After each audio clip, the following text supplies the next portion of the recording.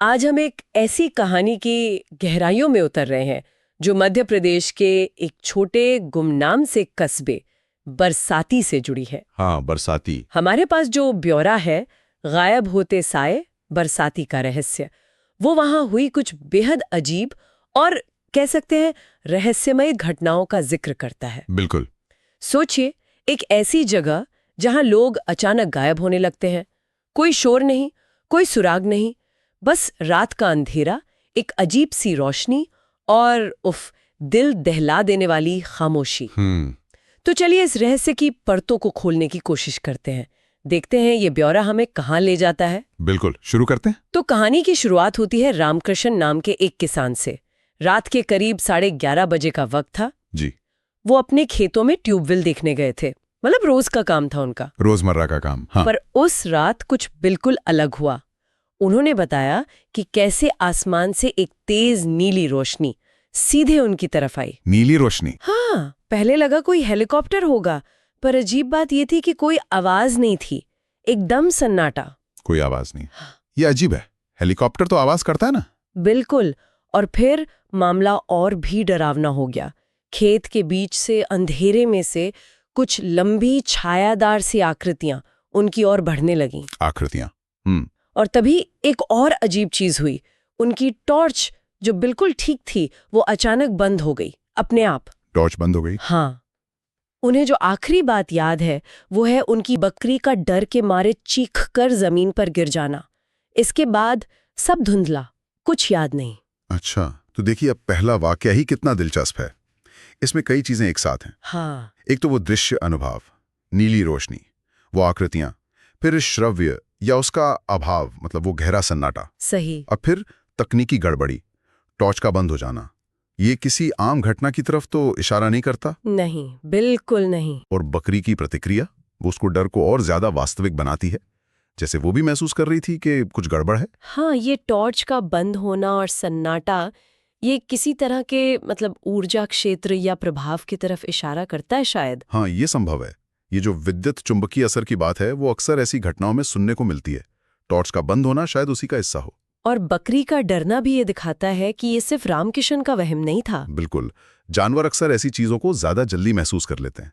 ये उस अनुभव की एक तरह से बाहरी वास्तविकता को पुख्ता करता है। तो ये तो रामकिशन की कहानी थी, पर जैसा आपने कहा ये बस शुरुआत थी। इसके बाद जिक्र आता है रीना का, कॉलेज की छात्रा। अच्छा, दूसरा मामला। हाँ, वो शाम को दोस्तों के साथ साइकिल से घर लौट रही थी। अचानक उन्हें दूर पहाड़ी के पीछे से नीला धुआं उठता दिखा, कुछ अजीब सा। नीला धुआं? रोशनी नहीं, धुआं। हाँ, धुआं।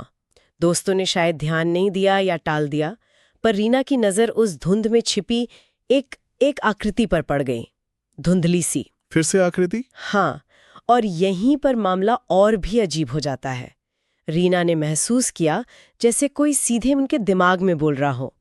आवाज नहीं, बल्कि एक विचार, एक संदेश। दिमाग में? मतलब टेलीपैथी जैसा कुछ। शायद।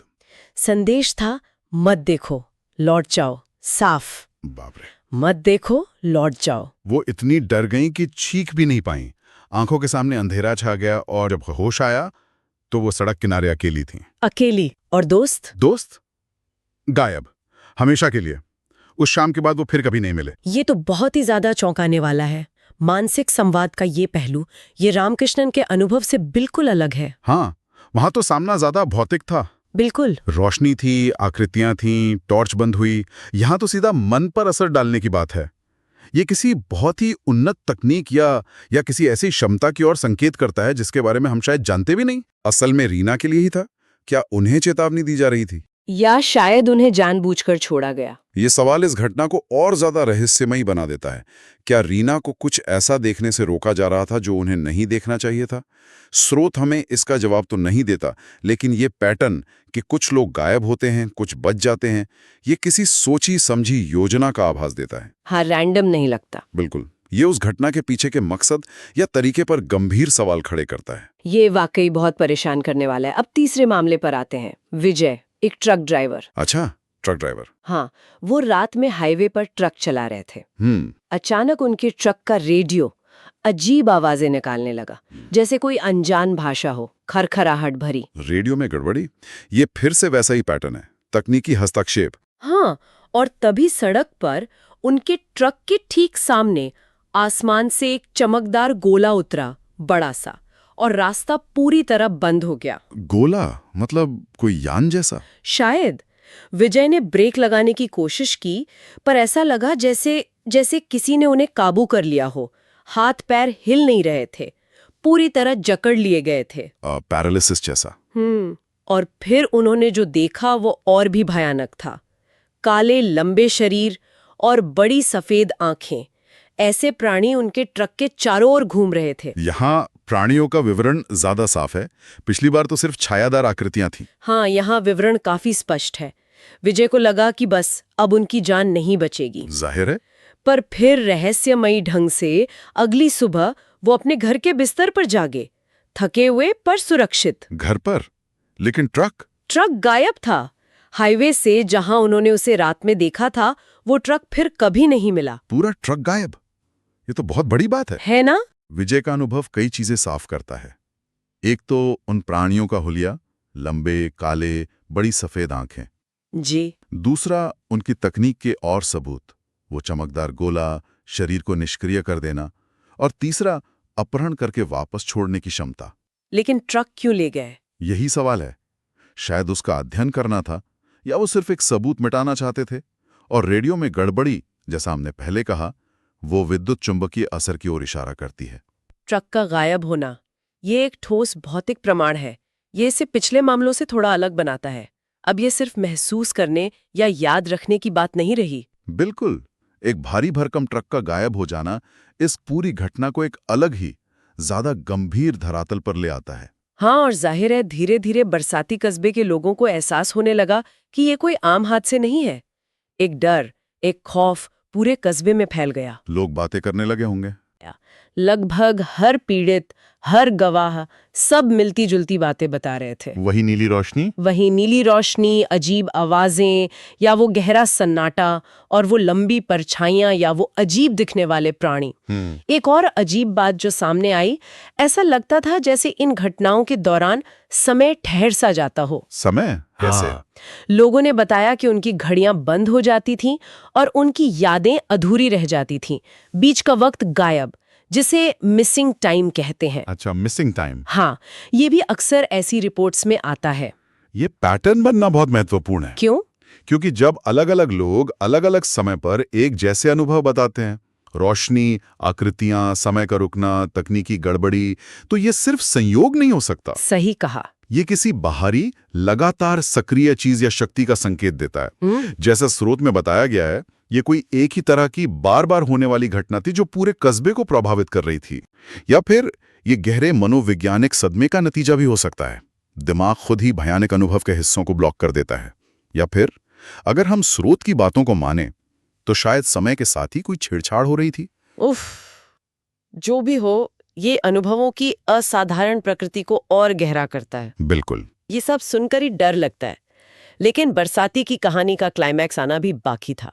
स्रोत बताता है कि एक रात कस्बे के बीचों बीच जो चौक है, वहां कुछ ऐसा हुआ जिसने सब कुछ बदल दिया। चौक पर क्या हुआ? उस रात चौक के ऊपर का पूरा आसमान अचानक तेज लाल और नीली रोशनियों से भर गया। बहुत विशाल, चमकदार नजारा, जिसे कस्बे के सैकड़ों लोगों ने देखा। सैकड़ों लोगों ने एक साथ? हाँ, एक साथ। और फिर लोगों ने जो देखा वो और भी ज्यादा चौंकाने वाला था। क्या? जिन लोगों ने पहले इन रोशनियों, आकृतियों या प्राणियों को देखने का दावा किया था, जैसे रामकृष्णन, रीना, विजय और शायद कुछ और लोग जो पहले गायब हुए थे या अजीब अनुभव कर चुके थे, वो सब के सब जैसे कोई उन्हें खींच रहा हो, उसी रोशनी की तरफ बढ़ते चले जा रहे थे।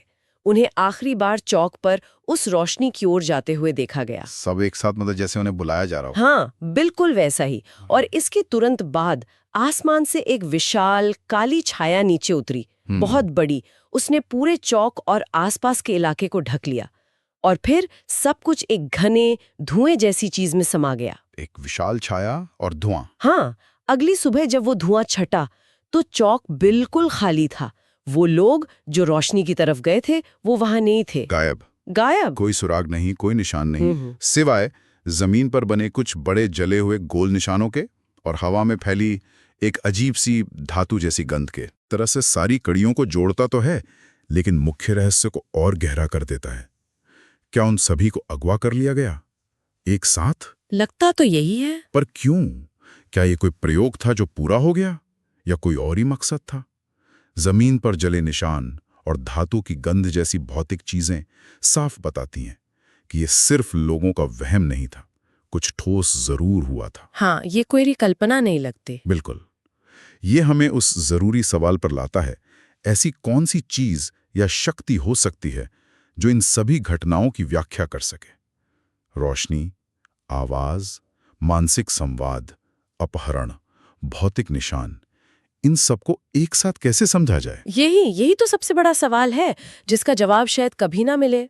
तो बरसाती कस्बे की ये कहानी, जैसा कि हमारे स्रोत में बताया गया है, आज भी एक अनसुलझी पहेली है।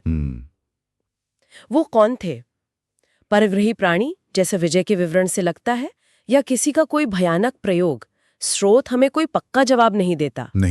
पर एक चीज साफ है, उस रात का डर, वो खौफ आज भी कस्बे में जिंदा है। आज भी? हाँ, स्रोत कहता है कि आज भी अगर आधी रात को आसमान में वैसी ही नीली रोशनी दिखती है तो पूरे कस्बे में सन्नाटा छा जाता है। लोग डर के मारे अपने दरवाजे बंद कर लेते हैं। वो डर अब उनकी जिंदगी का हिस्सा बन गया है। बिल्कुल। और इस सवाल से परे कि क्या हुआ, ये सोचना भी अहम है कि क्यों बरसाती? उस छोटे से कस्बे में ऐसा क्या खास था? हाँ, ये भी एक सवाल है। क्या वहां की लोकेशन या वहां के लोगों में कुछ खास था? कहानी हमें ये नहीं बताती, पर यह हमें सोचने पर मजबूर करती है कि अनजान और अनसुलझी घटनाओं पर समुदाय कैसे प्रतिक्रिया देते हैं। सही कहा। और इस तरह के सामूहिक डर का उन पर क्या स्थायी प्रभाव पड़ता है। ये सिर्फ एक डरावनी कहानी नहीं है, ये इस पर भी एक टिप्पणी है कि इंसान अज्ञात का सामना कैसे करता है। वाकई ये सोचने वाली बात है कि ऐसे अनुभव किसी समुदाय की, उनकी यादों का हिस्सा कैसे बन जाते हैं और उन्हें कैसे बदलते हैं। बरसाती का रहस्य शायद हमेशा रहस्य ही रहे, लेकिन ये सवाल हमारे साथ जरूर रह जाता है।